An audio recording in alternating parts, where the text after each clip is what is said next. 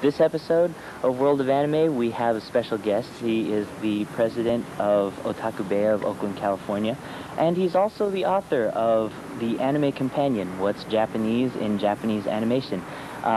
Please welcome Mr. Gilles Poitras. Welcome to the show. Thank you. Now let's start off with some questions about yourself. Tell us a little bit about yourself. Well, I'm a reference librarian. Graduated from UC Berkeley in the early 80s and have been working heavily in the profession ever since. Wow, I see. So what got you started into anime? Well, like a lot of people who grew up in the 60s, I was a science fiction fan. Mm-hmm. And one day I'm walking past a store in Japantown, about 3 days after seeing Star Wars, and there's something on the screen. I don't know what it is, but it's cool. Oh, wow. And it's animated. It's comparable to the animation from the 70s. It was being produced for American TV, but what they were doing with it was very cinematographic. Distance shots, pan shots, all sorts of things that really excited me. And that was the beginning. So you think, was that kind of like is that also what you like about Japanese animation? Or? The cinematographic aspect is definitely something I like. Also the large variety of genres, the whole issue that it's culturally different for one thing, so it's going to have a different slant on many things. It's fun.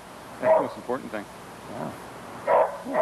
Cool. So, like, what are some random thoughts you have about anime and, like, do you think that people have various different, like, stereotypes on anime, or, Well, the press has some definite stereotypes on anime, and I think that's going to have to be something that's going to have to be dealt with, and there are people who are working on doing things for that. The thing that I find most interesting about anime, though, is what the fans do with it, and how the fans perceive it, because that's going to be the core of what's going to happen in the future. Because anime, I believe, is going to really break out big in America, and the fans are going to be the experienced people who know the stuff, who will be able to talk to other people about it. Mostly friends and buddies and people who come to club meetings, but still, they're going to play a crucial role on this. Now let's talk a little bit about your club. The name of your club, Otaku Bay, sounds very unique. How did that come about? Well, a sumo beya is a place where sumo train. So I figured Otaku Beya would be a good place for people to watch anime. So kind of like an otaku in training. Yeah, well, an otaku training place. Oh, okay. Yeah, a place for training. Cool. Now, how did this start out? Well, I had a lot of friends who I just couldn't talk into going to regular meetings like Cal on Homage or Beef Bowl or other clubs, and I knew they would like anime. So I just started inviting them over. And then it turned into potlucks. And at that point, one of the officers at Cal on Homage in Berkeley told me, "You've got a club. You're doing this on a regular basis. You've got a regular group of attendees. Start a club." Now, let's talk a little bit about your book, The Anime Companion.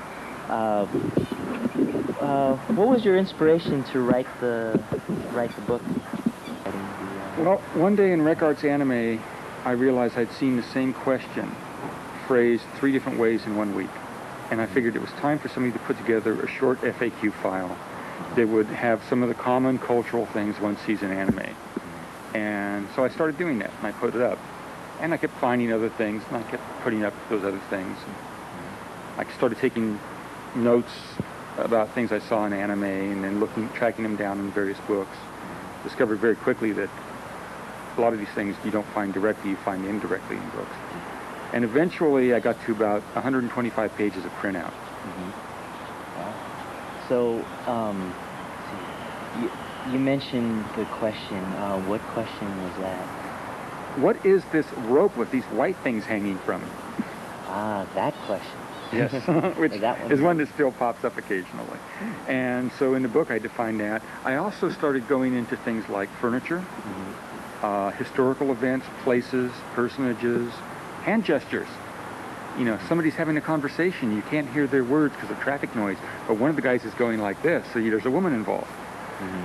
The different little subtle things that pick up. The fact that some things are associated with the seasons. You know, you got the wind bell, you know it's the hot time of year. You hear the cicadas in the background, you know it's the hot time of year. So it's the dictionary format primarily. And finally, our last question, what kinds of things can we expect to see in the Anime Companion? Can you give us an example? Well, let's imagine you're watching the early episode in Ranma, the first episode, and the family's sitting around. What are they sitting on? What's the name of the table there? The garden structure, the walkway that you get to, the walls, the sliding doors, that type of architectural detail gets discussed. Or if you're watching something like Dagger of Kamui, the localities, the historical personages, those are discussed in the book. You know, and the book isn't going to be end with the print version. The day the book goes into distribution, the web pages, which are like a 1996 version of it, get taken off and replaced with a supplement. The supplement will have a list of sources for every entry in the book, plus updates for entries. And if I make a gross mistake, I'm going to publicize it online. If I find something new that's not in the book, it will go online on the supplement. And so the supplement will be growing. And people can email me questions, and I can keep building on this thing. So it's a never-ending project. So the book is never really finished. No. It would actually keep going until there's actually... Because originally I envisioned it strictly as an online thing. I was convinced to do it as a paper thing.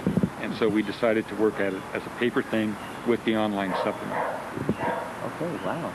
This sounds like something worth reading and something for anime fans to check out. And, okay, once again, the name of the book is The Anime Companion, What's Japanese in Japanese Animation by Gilles Poitras.